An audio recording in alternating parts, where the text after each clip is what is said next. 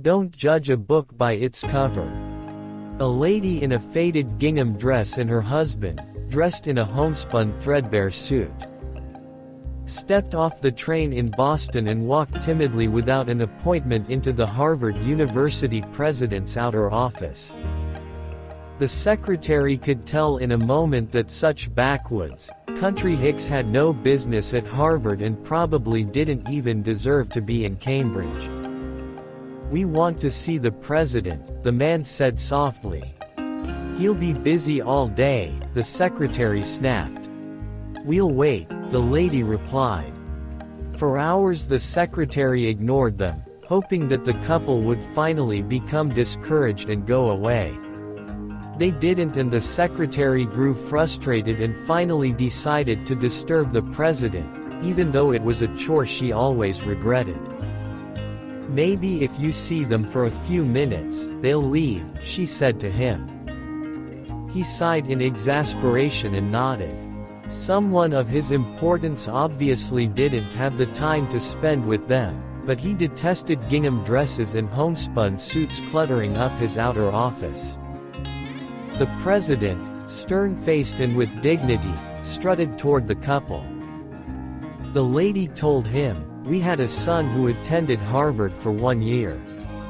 He loved Harvard. He was happy here. But about a year ago, he was accidentally killed.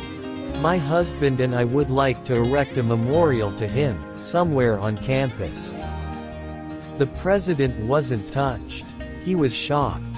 "Madam," he said, gruffly, "we can't put up a statue for every person who attended Harvard and died.